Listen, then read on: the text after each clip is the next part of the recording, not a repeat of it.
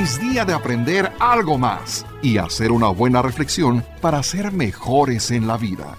¡Claro! Te acompaña ese amigo que te guiará en tu camino. Él es el Padre José de Jesús Aguilar Valdés, la voz amable de la radio. Esto es En tu Camino.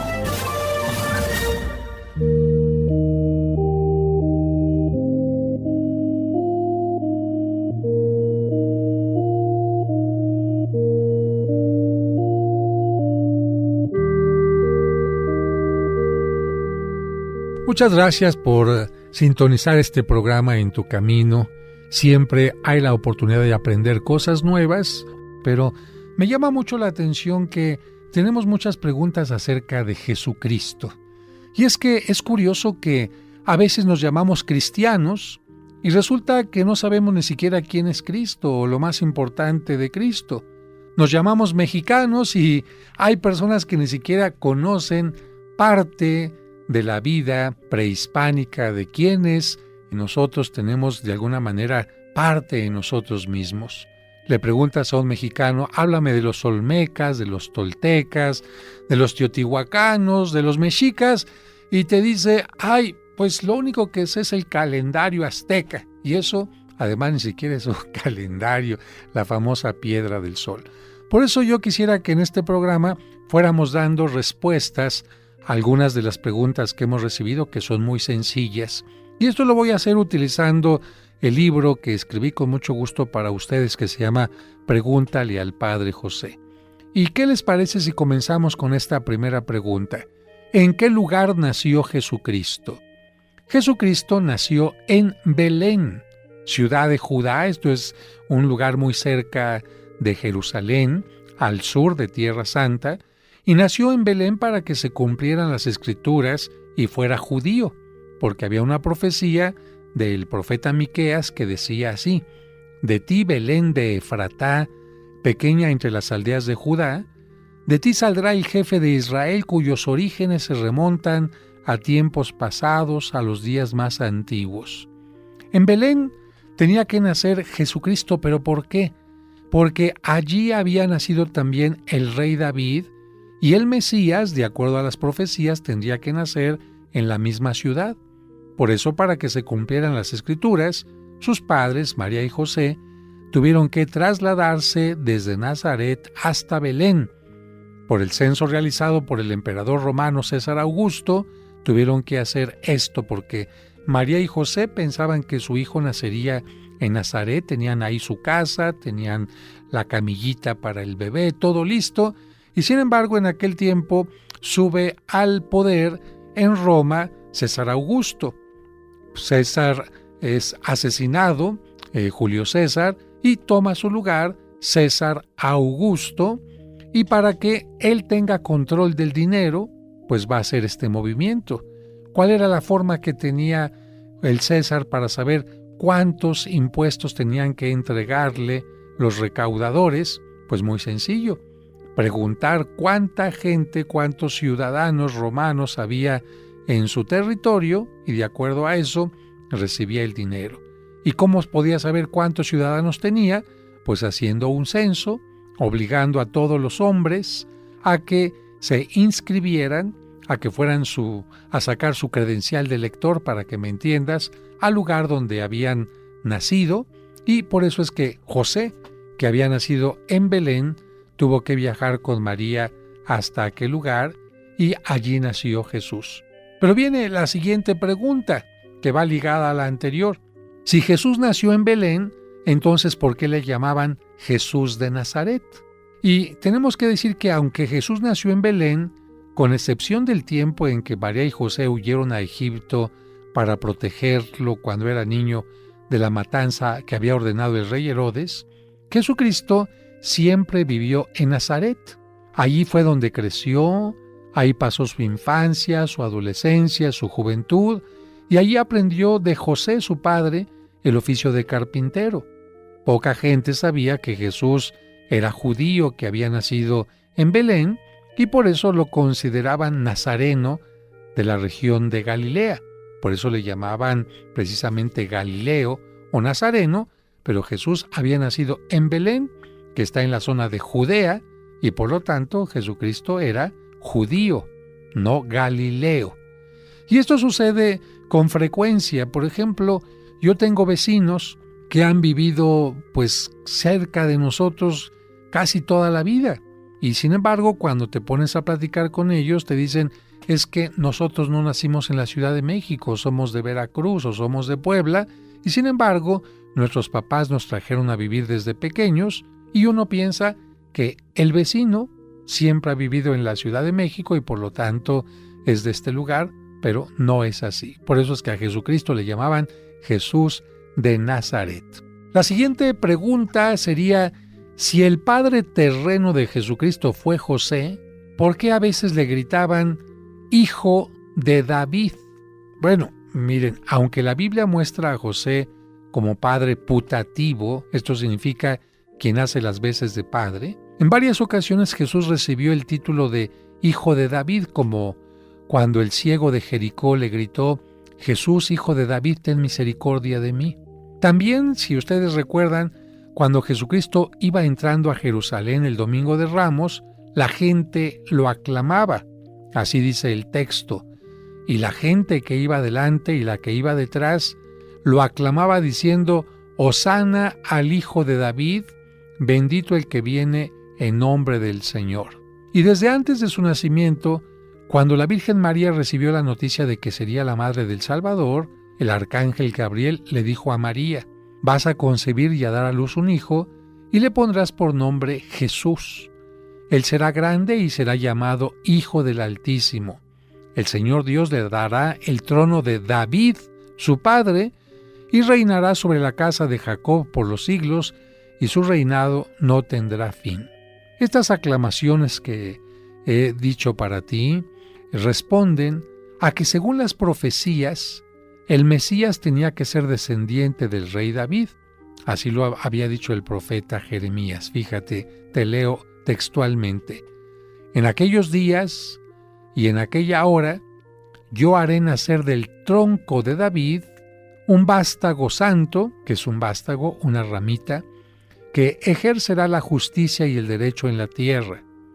Y así de esta manera, darle a Jesucristo el título de Hijo de David significa reconocerlo como el Mesías.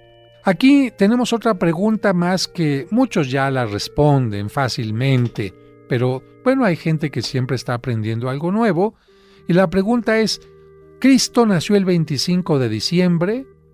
Bueno, la época en que Cristo nace se puede conocer por el censo que realizó el emperador romano Augusto. Si nos vamos a la historia de Roma y vemos en qué tiempo vivió el emperador César Augusto, sabemos en qué tiempo nació Jesucristo. Pero, y aquí mucha atención, no existe ningún documento que muestre con exactitud el día del nacimiento de Cristo. No existe absolutamente ninguna mención en la Biblia ni ningún otro documento. Sin embargo, desde antes del siglo IV, los cristianos comenzaron a celebrar que el Hijo de Dios se había hecho hombre y para que ello crearon la fiesta de la Natividad o la Navidad. Estas dos palabras significan el nacimiento, Natividad o Navidad. Y como en el Imperio Romano se celebraba la fiesta del Sol el 24 de diciembre por la noche, los primeros cristianos dijeron, pues vamos a utilizar ese mismo día para celebrar a Cristo como la verdadera luz del mundo. Así como los romanos están celebrando esta fiesta, si ven que nosotros estamos celebrando una fiesta, van a pensar que estamos celebrando lo mismo y no se van a dar cuenta que somos cristianos, porque en aquel tiempo había también matanza contra los cristianos. Así que de esta manera podemos decir que Cristo, la luz verdadera que anuncia el Evangelio de San Juan, empieza a ser venerado en su nacimiento el día 24 de diciembre por la noche en toda Roma. Pero en la parte del oriente, en Jerusalén particularmente, la noche que consideraban ellos era el nacimiento del sol, era el 5 de enero por la noche. Por eso es que en Oriente la Navidad la celebraban el 5 de enero. Y posteriormente, ¿qué pasó? Tanto la iglesia de Roma como la iglesia de Jerusalén dijeron, estamos celebrando la misma fiesta, Pues vamos a hacer que comience el 24 de diciembre y que termine el 6 de enero. No sabemos cuándo nació Cristo, su nacimiento se celebra en forma simbólica.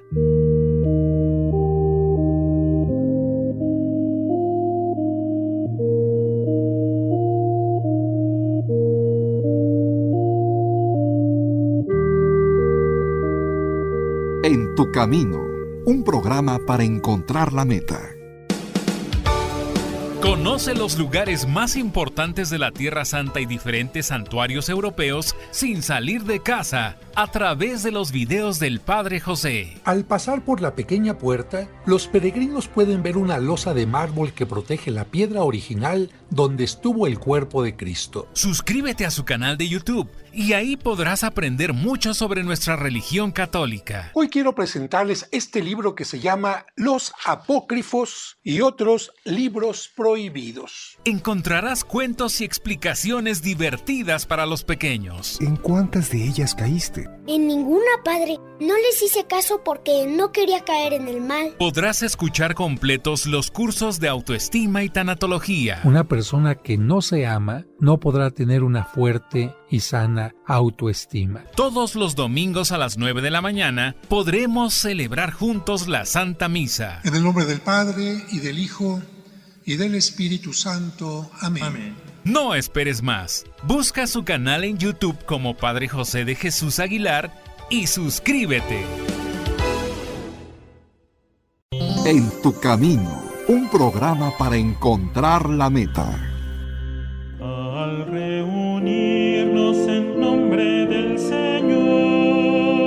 Hermanas y hermanos, les agradecemos que desde el domingo 17 de abril del 2011 y hasta ahora, cada semana se unan a nosotros para celebrar juntos la Santa Misa. En el nombre del Padre, y del Hijo, y del Espíritu Santo. Amén. Amén. Pero ahora te invitamos a unirnos en su nuevo horario. La Santa Misa, celebrada por el Padre José de Jesús Aguilar Valdés, todos los domingos a las 12 del mediodía, aquí, en tu camino. En tu camino.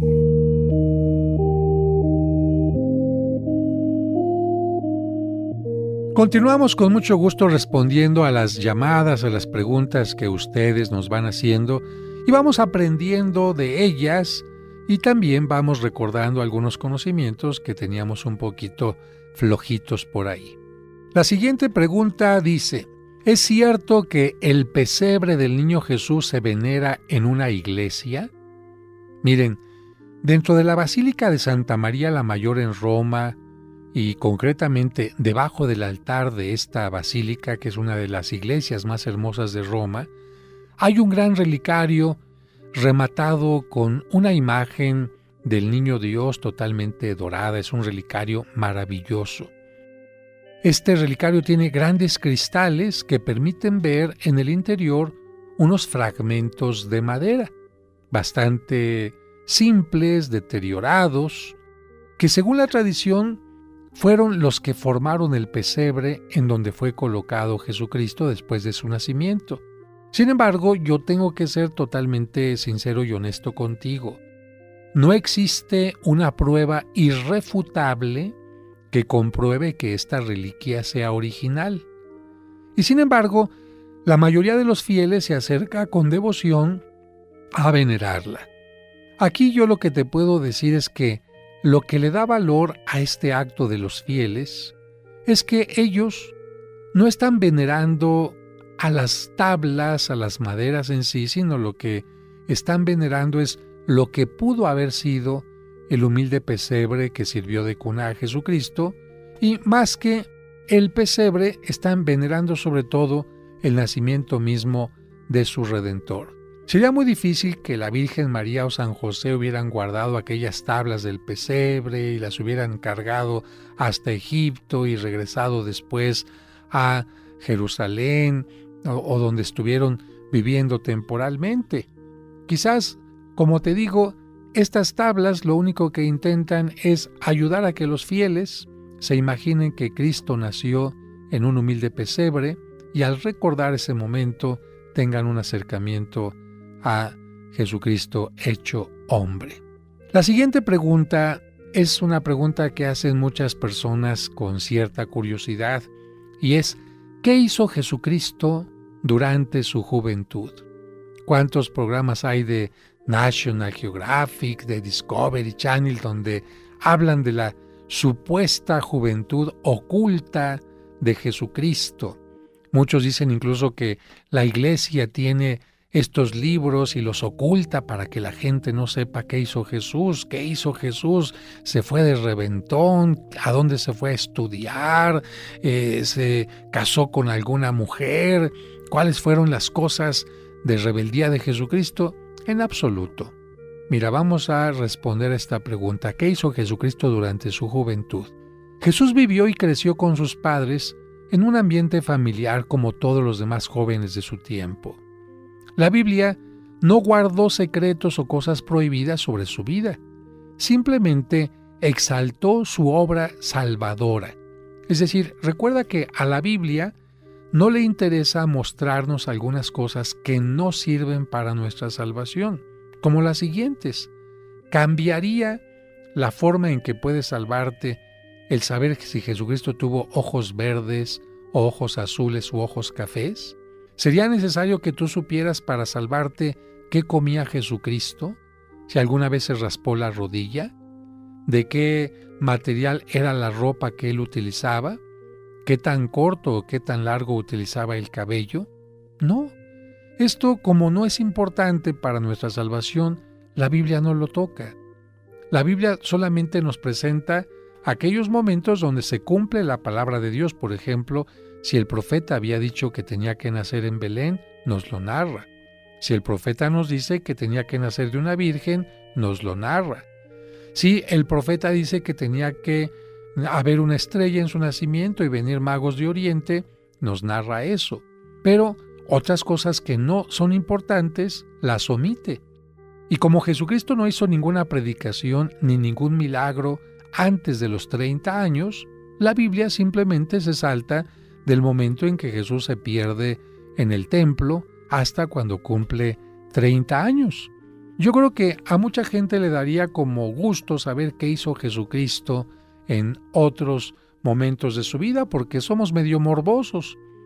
¿Cuántas cosas no quisiéramos saber más acerca de Jesucristo? Sin embargo, una cosa es querer saber y otra cosa es inventarla.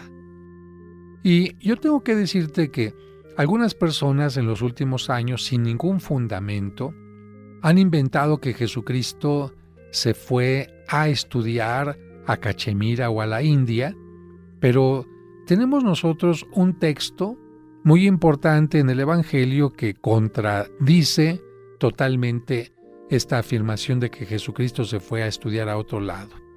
¿Cuál es el texto? Ahorita te lo voy a leer, pero te lo explico.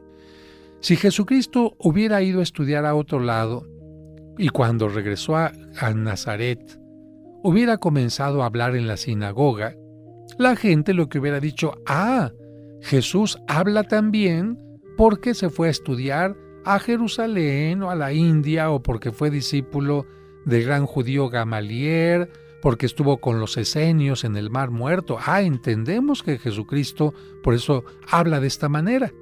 Pero vamos a ver lo que dice el Evangelio. Fíjense, dice, en su tierra Jesús les enseñaba en la sinagoga de tal manera que se maravillaban y decían, ¿de dónde surge en él tal sabiduría y tales milagros? ¿Que no es este el hijo del carpintero? ¿No se llama su madre María y sus hermanos Jacobo, José, Simón y Judas? Jacobo también se puede traducir como Santiago. Y continúa diciendo el texto, ¿no están todas sus hermanas con nosotros?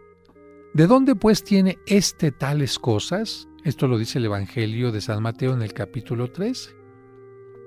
Así que hay que recordar que la palabra evangelio significa en griego buena noticia y solo nos muestra los acontecimientos más relevantes de la vida de Jesús que tienen que ver con la salvación de la humanidad.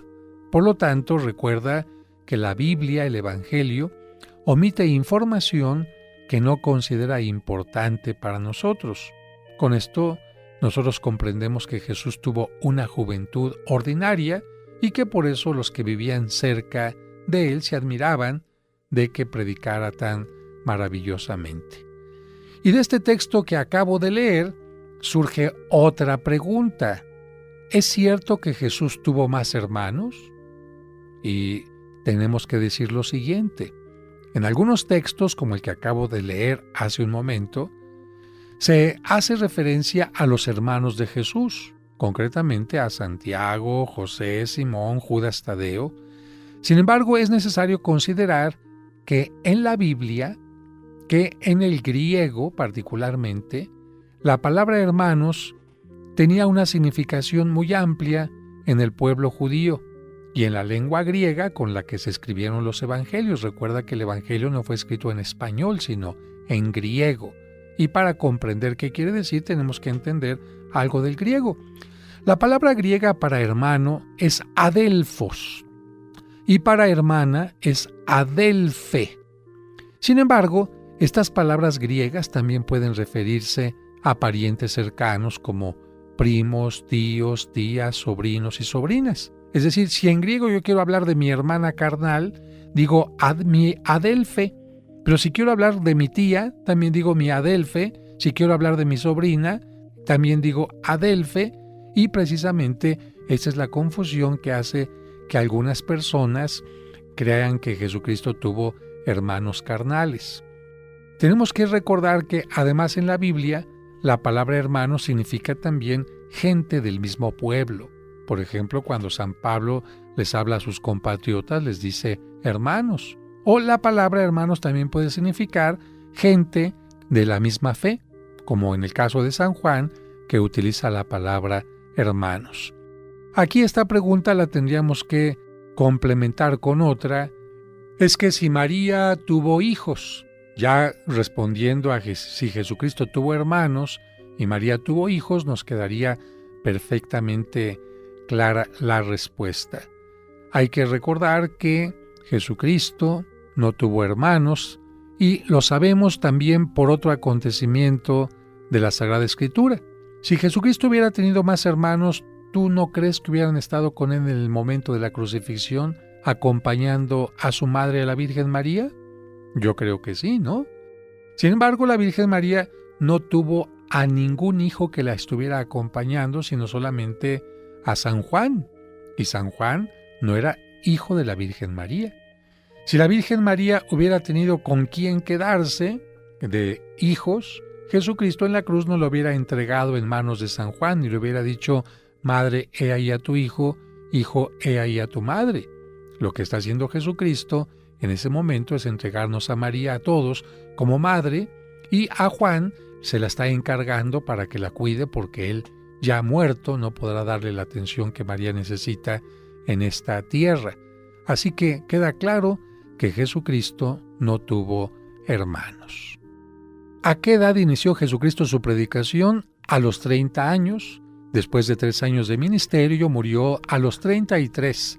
Por esta razón, el Evangelio muestra solo las partes de su infancia profetizadas en el Antiguo Testamento, el momento en que sus padres lo pierden en el templo, y después centra la atención desde el inicio de su predicación hasta su subida a los cielos.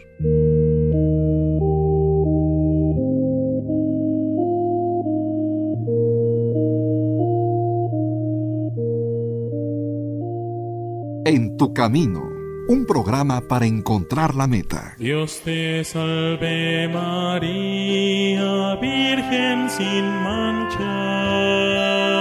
Seguramente en algún momento te has hecho preguntas como estas. ¿Qué son las advocaciones marianas? ¿Acaso hay varias vírgenes? ¿Cuál fue la primera imagen de la Virgen María que llegó a México y dónde se encuentra? Conoce las respuestas a estas preguntas y mucho más sobre la Virgen María y sus advocaciones escuchando los sábados marianos de En tu Camino. Ruega siempre, Señora, hoy te rogamos. Por eso, precisamente en este programa tratamos de que tú conozcas algunas de las advocaciones, historias y cosas que se escriben, que se componen, que se esculpen, que se pintan en honor a la Virgen María. Dios te salve María, Virgen sin mancha. Te esperamos el próximo sábado en su nuevo horario, a las 12 del mediodía. Todas las imágenes recuerdan a una sola mujer, a una sola Virgen María, pero tiene muchos distintos rostros a través de lo que han hecho los pintores, los artistas. Recuerda, los sábados marianos de En tu Camino a las 12 del mediodía. Y bendito tu vientre, Madre de Dios.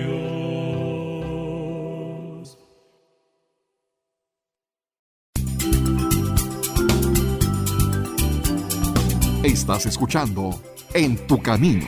En tu Camino. Con el Padre José de Jesús Aguilar Valdés, la voz amable de la radio.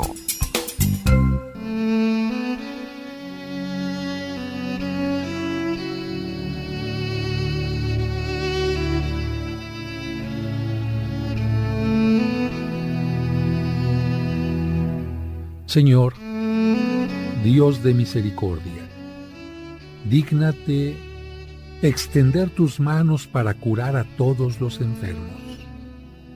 Hazlos dignos de la salud. Libéralos de la enfermedad. Que sean curados en nombre de tu único Hijo. Que este santo nombre sea el remedio que les salve y santifique. Que por él te alcancen la gloria y el poder en el Espíritu Santo, ahora y por los siglos de los siglos. Amén.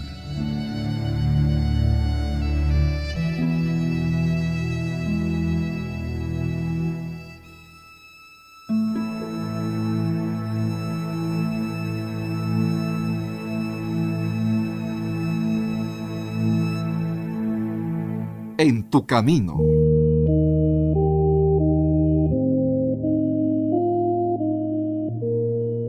Con mucho gusto vamos a continuar respondiendo a las preguntas que ustedes, queridos radioescuchas, tienen acerca de Jesucristo, su entorno, la Biblia y otros temas que tienen que ver con su fe. Algunos de ustedes son católicos y esto les sirve para profundizar su fe. Otros no son católicos, pero les ayuda a comprender lo que pensamos los cristianos y cómo esto puede reflejarse en la cultura, en el arte, etc. Una pregunta interesante es, ¿cuándo murió San José? Bueno, miren, el Nuevo Testamento y los Evangelios se centran ¿en quién? En Jesucristo. El Evangelio y todos los textos del Nuevo Testamento no se centran ni en María, ni en los apóstoles, sino en Jesucristo especialmente. Él es el protagonista en la obra y enseñanza de Él, por lo que omiten, a propósito, muchos elementos. Si sobre la Virgen María hay pocas menciones, imagínense, sobre San José hay todavía más escasos textos. Estos se limitan a presentarlo como un hombre justo, generoso, valiente, buen padre y buen esposo, que a mí me parece lo fundamental. ¿Qué más tengo que saber de José? Esto. No tengo que saber si tenía canas o no tenía canas, qué hacía en su tiempo libre. No, la Biblia dice simplemente lo fundamental. José es un hombre justo, generoso, valiente, buen padre y buen esposo. Y esto lo podemos ver porque acompaña a María, se preocupa por ella, huye con su esposa y su hijo a Egipto cuando hay problemas. A él no le importa el pasar riesgos, siempre y cuando su esposa y sus hijos estén bien.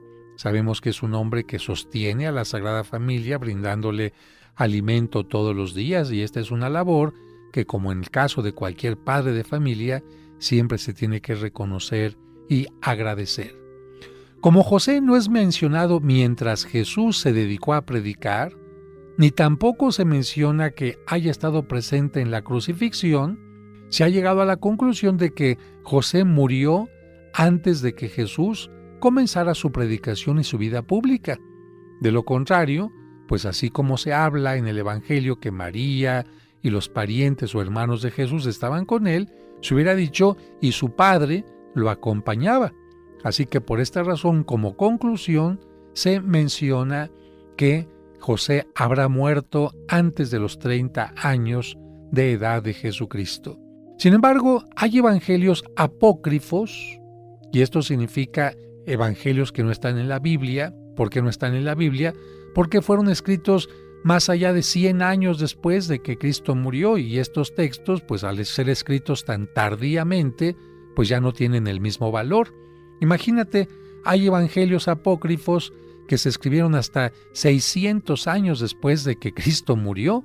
No los podemos considerar como textos iguales a los que se escribieron en el tiempo en que Cristo vivió. Los textos del evangelio que están en la Biblia fueron escritos a más tardar en el año 100. En cambio, los textos apócrifos tienen una tardanza mucho mayor. Así que hay evangelios apócrifos como la historia de José el carpintero, así se llama este texto, en el capítulo 23 de este texto de los apócrifos, que por estar lleno de detalles y fantasía, no se puede considerar como fuente precisa.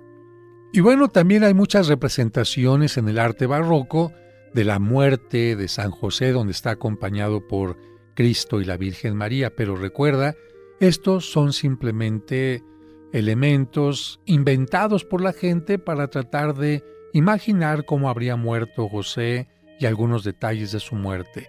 A nivel de evangelio, esto no se menciona.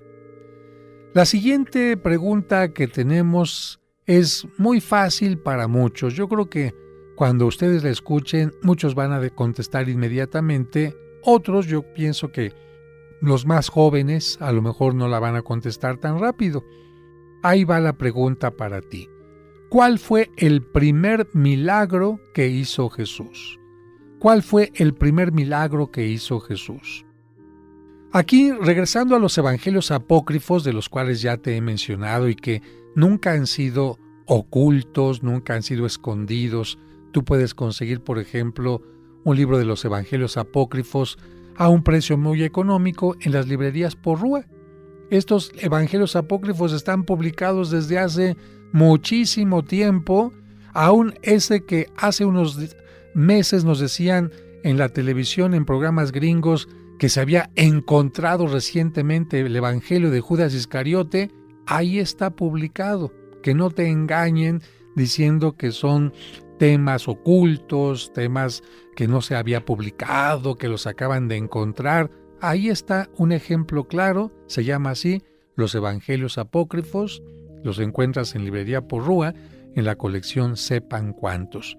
Bueno, pues estos Evangelios Apócrifos presentan al niño Dios haciendo todo tipo de milagros.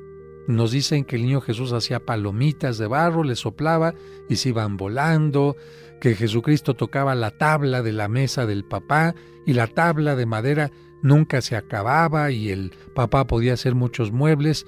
Estas historias son muy bonitas. Alguien puede decir, ¡ay, qué tierno! ¡Ay, sí, yo vi un programa, una película del niño Jesús y sacaban eso! Sí, sin embargo, estas son cosas totalmente fantasiosas. ¿Por qué?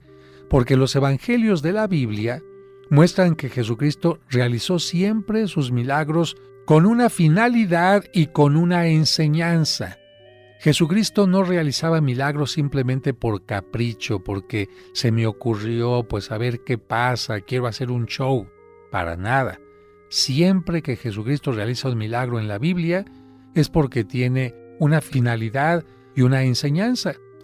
Y en la población de Caná, allá en la región de Galilea, Jesucristo hizo su primer milagro convirtiendo el agua de 6 tinajas en vino.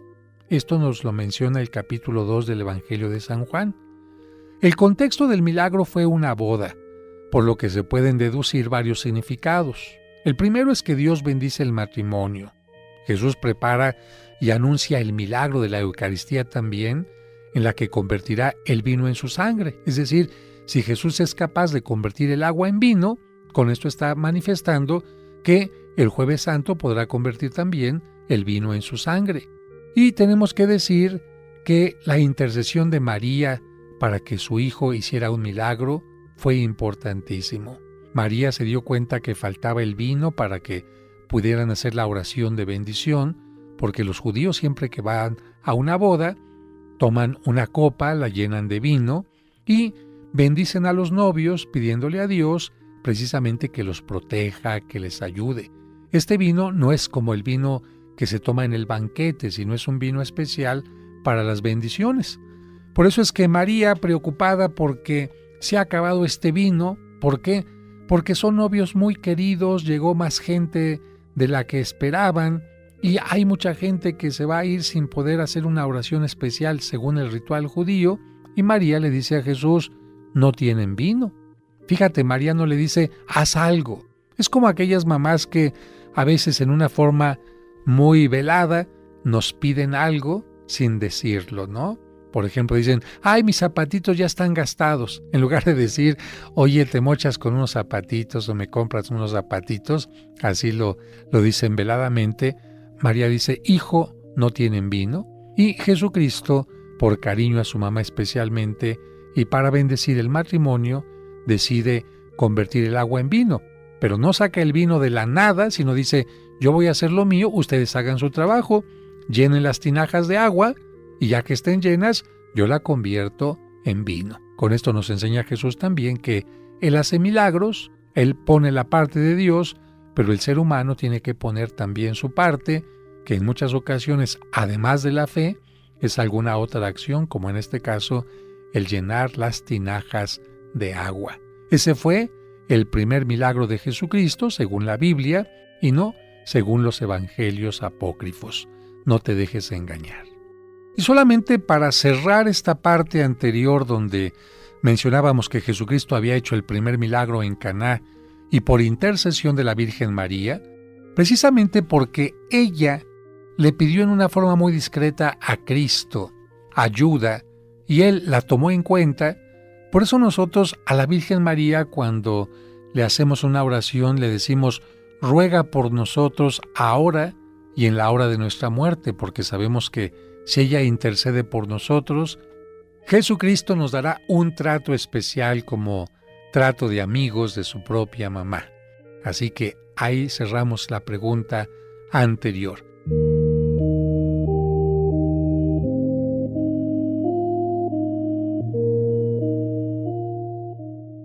En tu camino, un programa para encontrar la meta. Al reunirnos en nombre del Señor. Hermanas y hermanos, les agradecemos que desde el domingo 17 de abril del 2011 y hasta ahora, cada semana se unan a nosotros para celebrar juntos la Santa Misa. En el nombre del Padre, y del Hijo, y del Espíritu Santo. Amén. Pero ahora te invitamos a unirnos en su nuevo horario. La Santa Misa, celebrada por el Padre José de Jesús Aguilar Valdés, todos los domingos a las 12 del mediodía, aquí, en Tu Camino. Al reunirnos en nombre del Señor, Cristo En Tu Camino.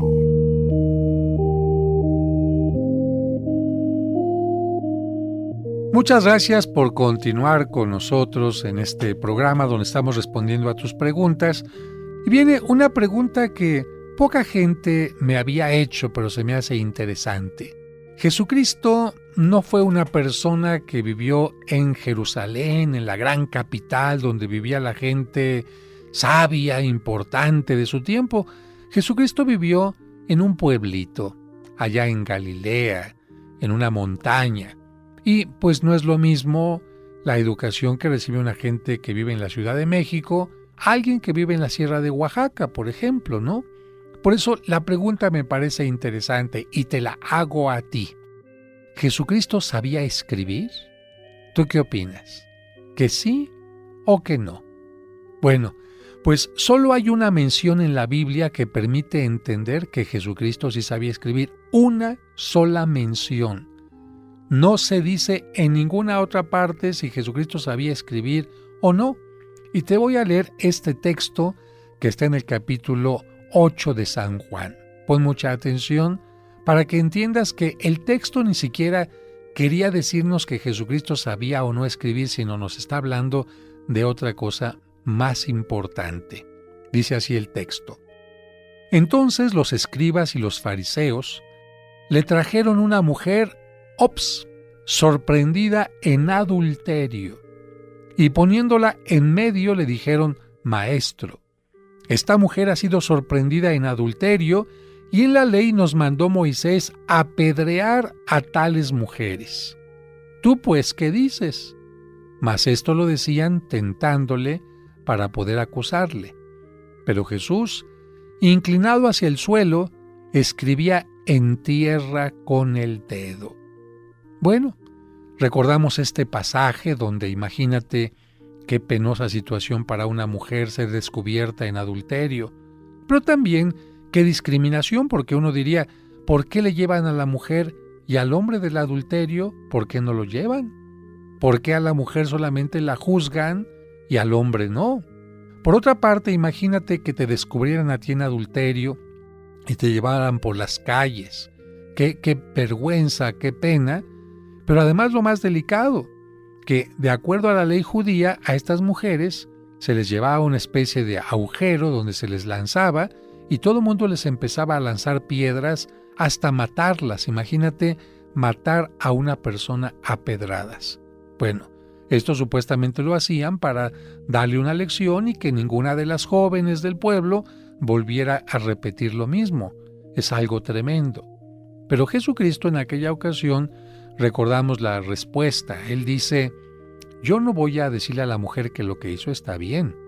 Yo no voy a aplaudirle, pero tampoco voy a permitir que quienes no están limpios del todo sean los jueces, porque imagínate que una persona que está sucia quiera obligar a otro a que se lave las manos y lo tache de sucio. Por eso Jesucristo dice: muy bien, yo no voy a ir en contra de la ley de Moisés, porque si Jesucristo hubiera ido en contra de la ley de Moisés, todos hubieran dicho que Jesucristo era un blasfemo que se estaba poniendo por encima del gran líder Moisés. Jesucristo lo que dice: muy bien, está bien, hay que apedrear a las mujeres así, pero ¿quién va a lanzar las piedras? ¿El que está sucio? No. Por eso Jesucristo dice: el que esté libre de todo pecado, que empiece a arrojar la primera piedra. Y nos dice el texto que empiezan a alejarse primero los más ancianos, pues sí, porque son los que tienen una cola más grande que les pisen, y luego los jóvenes, porque finalmente, ¿qué persona existe en el mundo que nunca haya cometido algo malo? Yo creo que ni el Papa, ni los santos, nadie absolutamente, todos hemos cometido alguna falta y por eso no podemos juzgar tan tranquilamente a alguien como si nosotros fuéramos Dios y nunca hubiéramos cometido ninguna falta. Pero Jesucristo tampoco quiere ser muy duro con la gente que está a su alrededor. Jesucristo, imagínate qué mal haría, no señala a la mujer pecadora, pero que sí señalara con el dedo a los fariseos y a los que estaban ahí, a los escribas, diciéndole: tú eres pecador, tú eres pecador. Jesucristo tiene que tener el mismo trato para con todos. No señala a la mujer pecadora, pero tampoco quiere señalar ni hacer sentir mal a los escribas y a los fariseos. Quiere que haya una conciencia de que hay que tratar de ser comprensivos con los demás. ¿Y sabes qué es lo que hace para que nadie se sienta agredido visualmente, sintiendo que lo ven? Bueno, lo que hace Jesucristo es se disimula y pone la mirada en otro lado.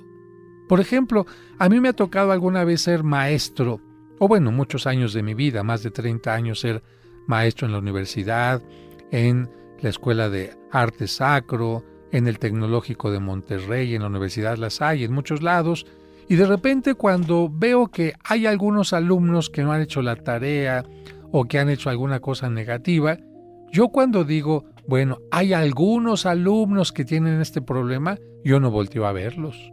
Yo volteo a ver hacia otro lado para que ellos no sientan que se les está agrediendo, porque este contacto visual, cuando estás comentando un problema y se lo dices a alguien, puede ser muy fuerte. Por eso Jesucristo lo que hace, nos dice el Evangelio, se agacha a escribir en el piso. Pero lo que nos quiere decir el Evangelio no es lo que Jesucristo escribió, no sabemos qué escribió Jesucristo. ¿Qué habrá escrito? ¿Tú te imaginas? Vamos a echarle imaginación. ¿Habrá escrito perdón? ¿Habrá escrito Dios los ve?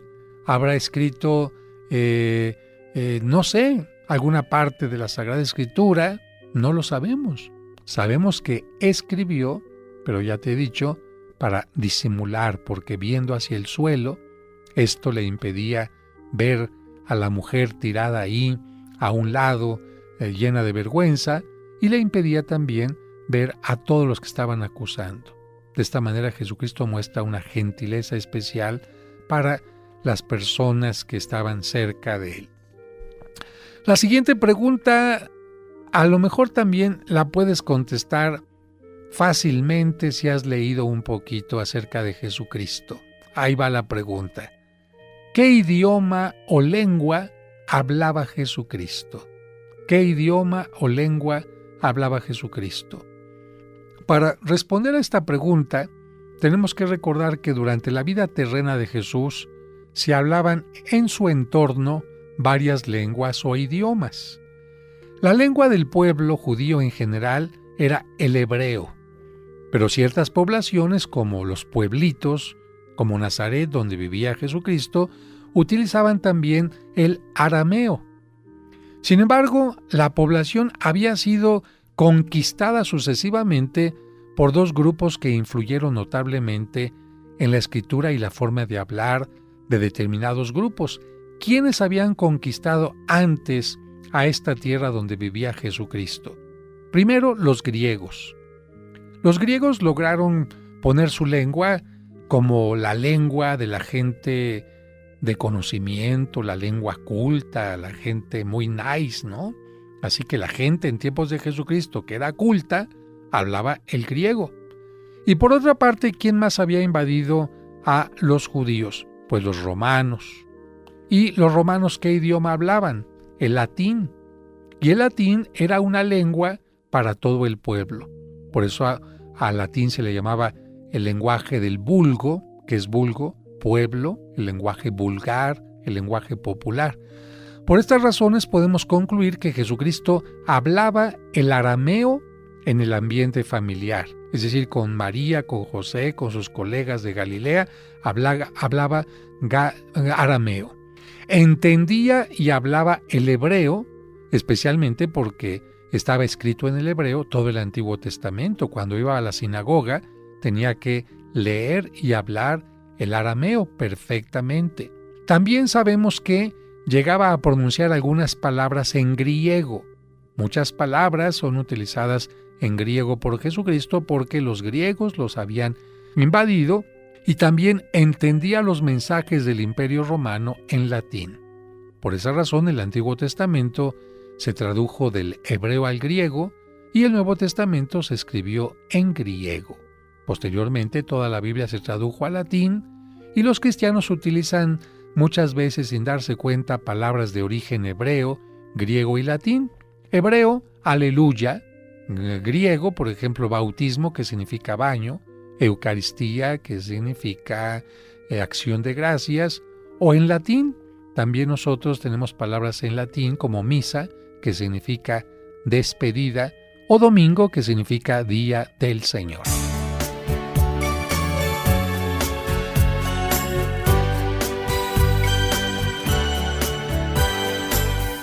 Bueno, pues muchas gracias a todos por haber estado en este programa. Que Dios los bendiga y hasta la próxima.